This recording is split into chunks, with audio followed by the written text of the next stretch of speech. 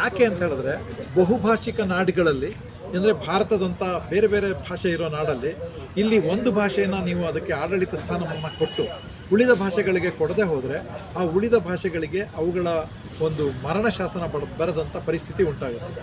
ಯಾವತ್ತೋ 1950ರಲ್ಲಿ ಯಾವುದೋ ಕಾರಣಕ್ಕೋಸ್ಕರ ಸಂವಿಧಾನದಲ್ಲಿ ಹೀಗೆ ಒಂದು ಭಾಷೆಗೆ ಸ್ಥಾನ ಕೊಟ್ಟಿದ್ದರು. ಅದರ ಪರಿಣಾಮ ನಾವು 75 ವರ್ಷಗಳ ನಂತರನಾದರೂ ಪರಾಮರ್ಶೆ ಮಾಡಬೇಕಾಗಿದೆ ಏನೇನಾಗಿದೆ ಅಂತ. ಇದು ನೋಡಿದ್ರೆ ಉದ್ಯೋಗದ ನೇಮಕಾತಿಗಳಲ್ಲಿ ಅಥವಾ ಸುರಕ್ಷತೆಯಲ್ಲಿ ಅಥವಾ ಬ್ಯಾಂಕು, ಪಾಸ್ಪೋರ್ಟ್ ಕಚೇರಿ, ಕೇಂದ್ರ ಸರ್ಕಾರಿ ಕಚೇರಿ, ಪೋಸ್ಟ್ ಆಫೀಸು ಎಲ್ಲ ಕಡೆಗೆ ನಮ್ಮ ಪಠ್ಯಪುಸ್ತಕಗಳಲ್ಲಿ ಕೂಡ ಹೇಗೆ ನಮ್ಮದಲ್ಲದ ಒಂದು ಭಾಷೆ ಹಿಂದಿಯನ್ನು ತಂದು ತುರುಕಲಾಗಿದೆ ಅನ್ನೋದು ನಮಗೆ ಕಾಣುತ್ತೆ. ಇದು ಯಾಕೆ ಹೀಗೆ ಮಾಡ್ತಾ ಇದ್ದಾರೆ ಅನ್ನೋದು ಅರ್ಥ ಮಾಡಿಕೊಂಡ್ರೆ ಮೇಲು ಮಾತಿಗೆ ದೇಶ ಒಂದು ಭಾಷೆ ಅಂತ ಹೇಳ್ತಾ ಇದ್ರು. ಇದು ಮೂಲತಃ ಹಿಂದಿ ವಸಾಹತುಶಾಹಿಯ ಒಂದು ಪ್ರಯತ್ನ. ಅಂದರೆ ಹಿಂದಿ ಜನರಿಗೆ ಈ ನೆಲಕ್ಕೆ ಬರೋದಕ್ಕೆ ಇಲ್ಲಿಯ ವ್ಯವಸ್ಥೆಗಳನ್ನು ಅವರ ನುಡಿಗೆ ಬದಲಾಯಿಸೋದು, ಇಲ್ಲಿ ಜನರಿಗೆ ಅವರ ನುಡಿನ ಕಲಿಸೋದು, ಅವರು ವಲಸೆ ಬರೋದಕ್ಕೆ ಸ್ವರ್ಗ ಮಾಡೋದು ನಮ್ಮ ನಾಡನ್ನು, ಇಂಥ ಒಂದು ಹುನ್ನಾರ ನಡೀತಾ ಇರೋದು ನಮಗೆ ಸ್ಪಷ್ಟವಾಗಿ ಕಾಣುತ್ತೆ. ಇದರ ಪರಿಣಾಮವಾಗಿ ನಮ್ಮ ಜನಲಕ್ಷಣ ಏನಿದೆ, ಡೆಮೋಗ್ರಫಿ, ಇದರಲ್ಲಿ ಬದಲಾವಣೆ ತೀವ್ರವಾಗಿ ಆಗ್ತಾ ಇದೆ. ಇದು ನಮಗೆ ಬೆಂಗಳೂರಂಥ ಊರಲ್ಲಿ ಸ್ಪಷ್ಟವಾಗಿ ಕಾಣಿಸ್ತಾ ಇದೆ.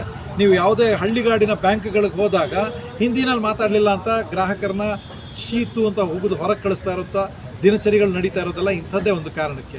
ಇದರ ಎಲ್ಲದರ ಮೂಲ ಎಲ್ಲಿದೆ ಅಂತ ನೋಡಿದಾಗ ಭಾರತೀಯ ಸಂವಿಧಾನದ ಭಾಗ 17 343ನೇ ವಿಧಿಯಿಂದ 351ನೇ ವಿಧಿ ಒಳಗೆ ಏನೇನು ಬರೆದಿದೆಯೋ ಅವುಗಳಲ್ಲಿ ಇದು ಅಡಕವಾಗಿದೆ.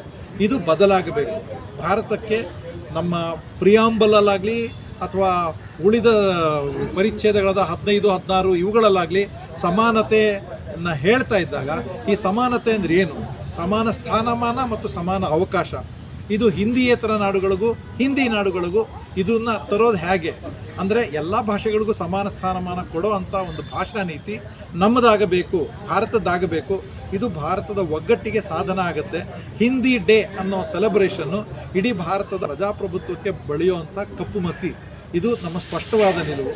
ಇದು ಬದಲಾಗಬೇಕು ಅನ್ನೋ ದೃಷ್ಟಿಯಿಂದ ಭಾರತದ ಇಂದಿನ ಭಾಷಾ ನೀತಿಯ ಹುಡುಕನ್ನು ಒಂದು ಚಿತ್ರ ಪ್ರದರ್ಶನದ ಮೂಲಕ ಇವತ್ತು ರವೀಂದ್ರ ಕಲಾಕ್ಷೇತ್ರದ ಪಡಸಾಲೆ ಆವರಣದಲ್ಲಿ ನಾವು ಏರ್ಪಡಿಸಿದ್ದೀವಿ.